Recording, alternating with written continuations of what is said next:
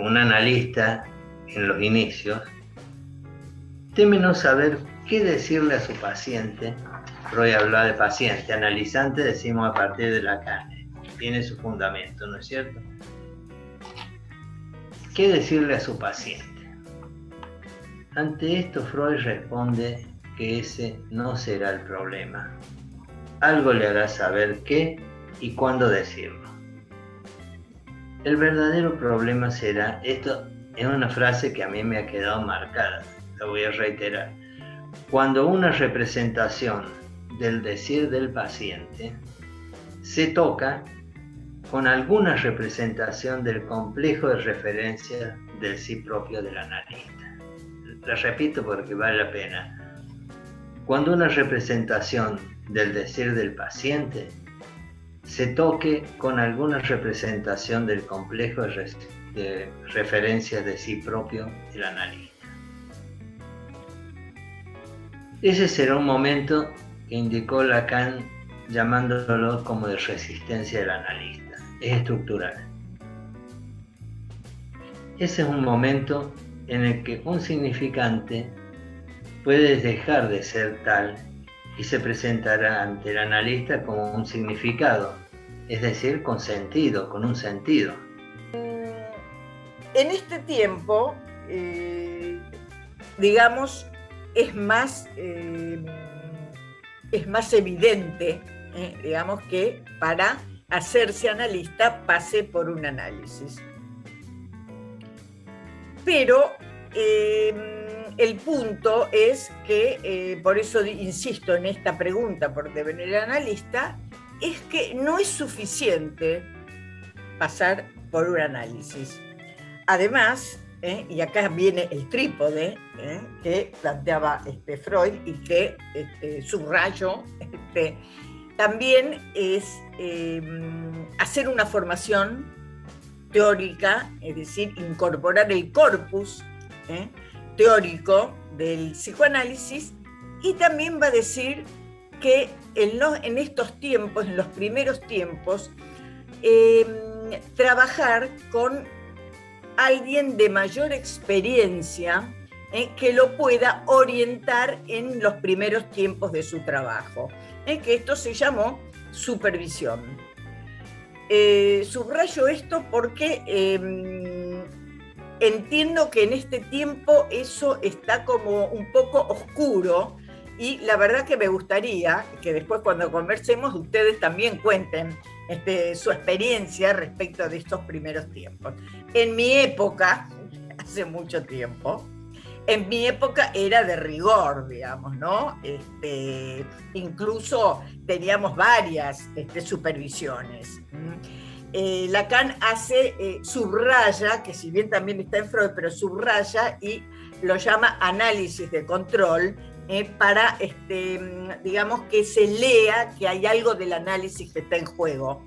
Digo esto, algo del análisis, en tanto decimos que, como lo dijimos antes, tiene que pasar por la experiencia del análisis. Se adviene habiendo estado ya atravesado por eso, que después se resignifica en lo que llamamos la formación.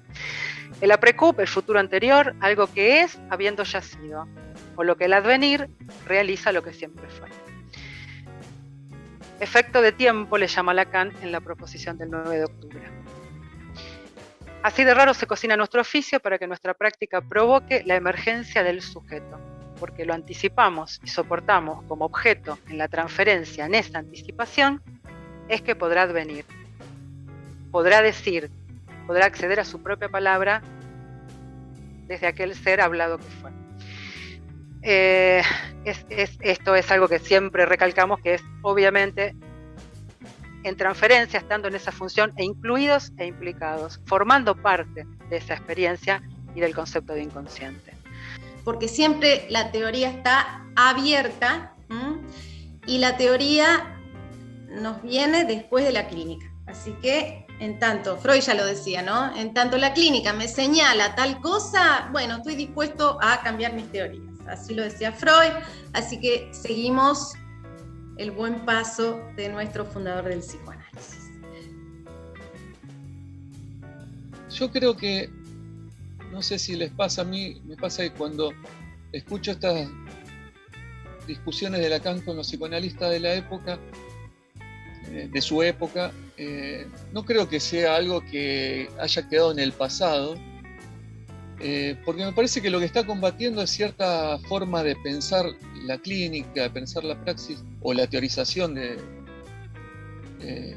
esa práctica, que es un tanto intuitiva, un tanto yoica, y que a mí me parece que puede ser una tentación para el yo de cualquiera, ¿no? Ubicarnos ahí.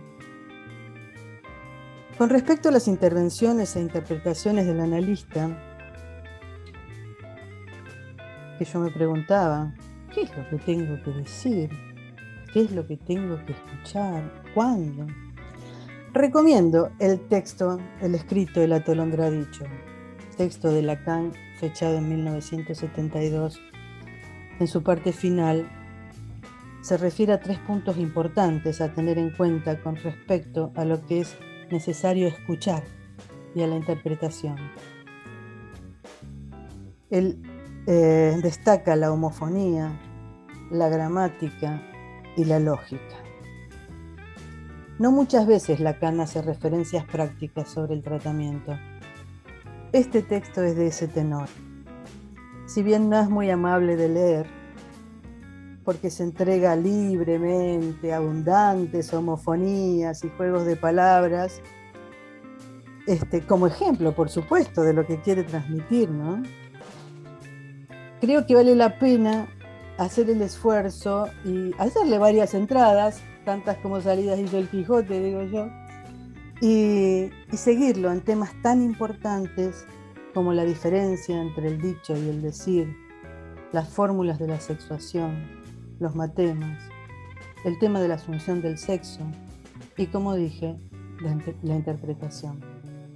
En cuanto a la clínica lacaniana, a la clínica diagnóstica lacaniana, Lacan también se piensa que en el diagnóstico, ¿no? Y piensa en el diagnóstico, pero con otro enfoque, porque la clínica lacaniana tiene que ver con la clínica del no todo, con la clínica del sujeto, del gran otro barrado, del intervalo, la clínica de la incompletud. Yo creo que eso para nosotros es fundamental, ¿no?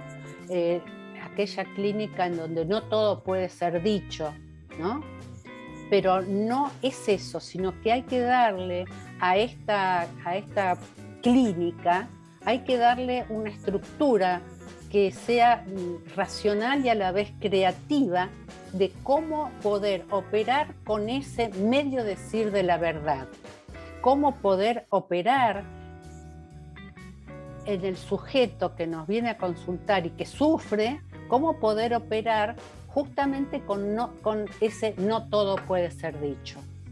Ahora bien, en la referencia a estas cuestiones que aluden al abandono histórico del cual solo nos resta el diván, podemos ver cómo fue claramente el deseo del analista ya operando en Freud el que permitió de modo literal dar lugar a la abstinencia y decir que esa inclinación de su paciente estaba referida a otro.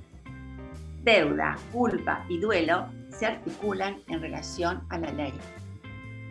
La analista introduce la cuestión del pago en el análisis, poniendo en acto la diferencia entre un contrato que se establece entre dos, por el cual uno paga a otro por un servicio, y el lazo que instituye una alianza. Es decir, pone al sujeto en relación a la ley de la palabra, y lo hace en el orden que le es propio, el del significante. De este modo, la deuda se sitúa como tal en relación a la falta inscrita en el inconsciente, en una regulación tanto de los productos como de los intercambios que no reduce la coexistencia humana a la intersubjetividad y a su dualidad, sino que a una forma de intercambio que constituye el don.